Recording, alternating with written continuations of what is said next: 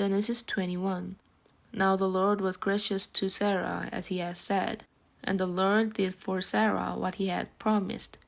Sarah became pregnant and bore a son to Abraham in his old age, at the very time God had promised him. Abraham gave the name Isaac to the son Sarah bore him. When his son Isaac was 8 days old, Abraham circumcised him as God commanded him. Abraham was 100 years old when his son Isaac was born to him.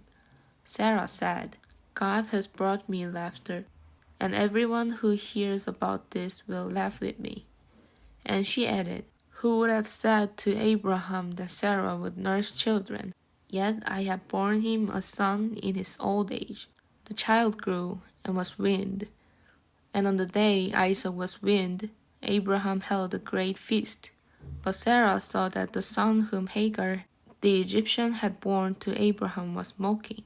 And she said to Abraham, "Get rid of the slave woman and her son, for that woman's son will never share in the inheritance with my son Isaac."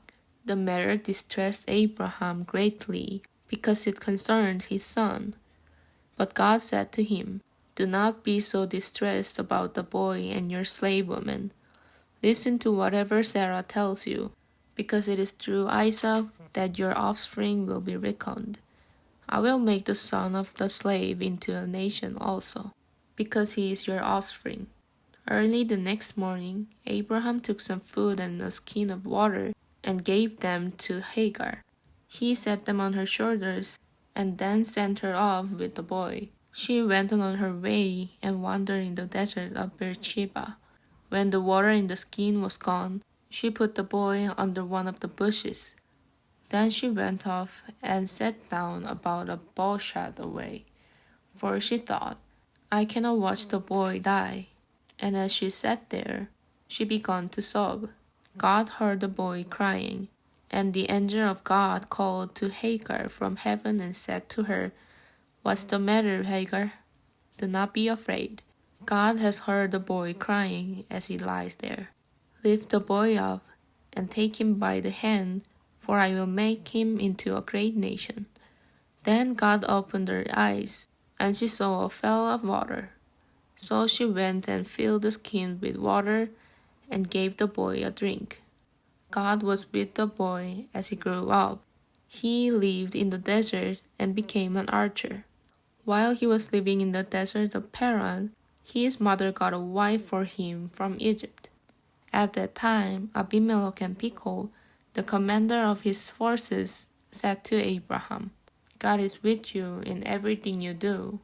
Now swear to me here before God that you will not deal falsely with me or my children or my descendants.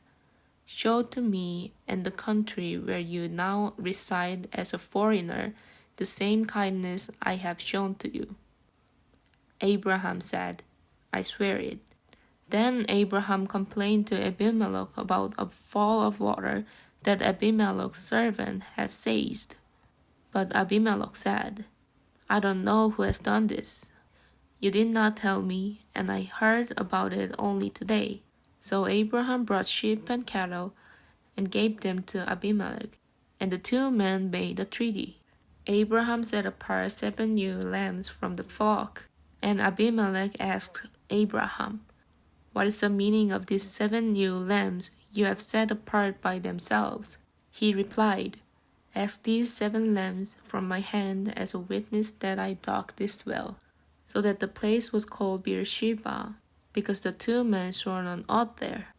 After the treaty had been made at Beersheba, Abimelech and Phicol, the commander of his force, returned to the land of the Philistine. Abraham planted a tamarisk tree in the Beersheba, and there he called on the name of the Lord, the eternal God. And Abraham stayed in the land of the Philistine for a long time.